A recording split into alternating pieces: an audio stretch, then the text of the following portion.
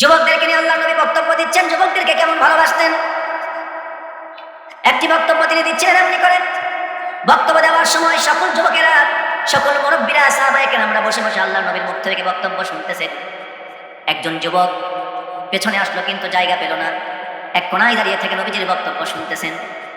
নবীজি এবার বক্তব্য দিতে গিয়ে শুধুমাত্র সামনে যারা বসে আছে তাদের দিকে লক্ষ্য করলেন না, বরং যে যুবকটা সবার পরে এসে পেছনে দাঁড়ায় ছিল, নবীজি তাকে ডাক দিয়ে বললেন, ও যুবক, তুমি দাঁড়িয়ে আছো কেন? বসো, তুমি এসো, তুমি সাথীদের সাথে সাথী হয়ে যাও, তুমি ভালোদের সাথে এসো, তুমিও ভালো হবে, তোমাকে আলোর পথ দেখানোর জন্য আমি এসেছি। সঙ্গে সঙ্গে আল্লাহর নবী বুঝতে পারলেন যুবকের বসার জায়গা নাই, যেখানে তারা বসেছে সেই জায়গা ফেরা হয়ে গেছে, আর নতুন করে বসার জায়গা নাই। পেছনে পায়ের নিচে দেওয়ার মতো কোনো চাদর নাই, কোনো বিছানা নাই।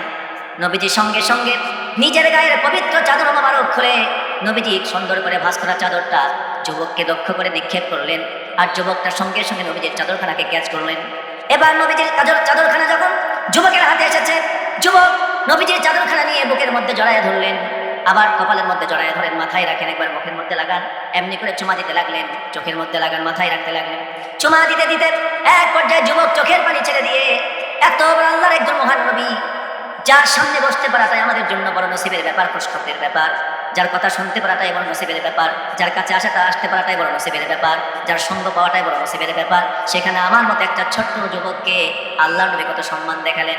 আমাকে ভালোবেসে নবীজি চাদর নিক্ষেপ করে, তার পবিত্র চাদরকে নিক্ষেপ করে বললেন, ও আমার যুবক, ওখানে দাঁড়িয়ে থাকুন, আমার চাদরটা বিছাইয়া চাদরের উপরে বসে পড়ো। যুবক এবার চাদরটা নিয়ে চুমা খাইতে লাগলেন, মাথায় রাখলেন, কপালে রাখলেন, চোখের মধ্যে লাগালেন, আর বললেন, আকরামাকাল্লাহ কামা আকরামতানি ইয়া রাসূলুল্লাহ।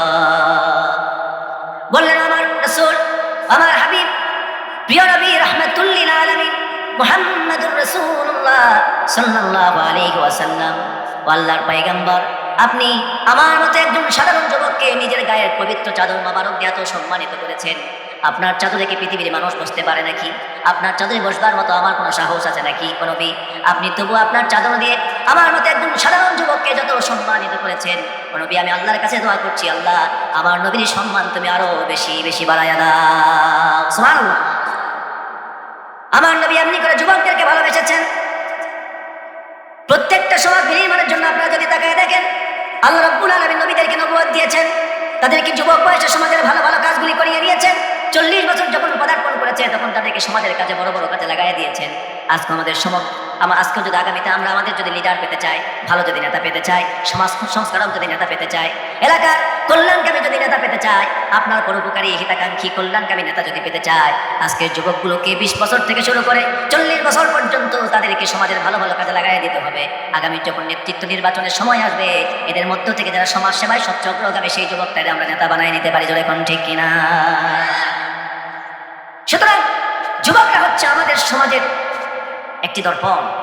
এই যুবকদেরকে যদি আমরা সুন্দর করে মোটিভেশন করতে পারি, মোটিভেটেড করতে পারি, আমি বিশ্বাস করি এই বাংলার জমিন থেকে সকল প্রকার অন্যায়, সকল দুর্নীতি, চাঁদাবাজি, সন্ত্রাস, খুন, ধর্ষণ, যা কিছু আছে সব কিছুকে বঙ্গোপ সাগরে নিক্ষেপ করা সম্ভব যদি যুবকদের চরিত্রকে আমরা সুন্দর করে সাজাই দিতে পারি। ঠিক কিনা বলো যুবকেরা?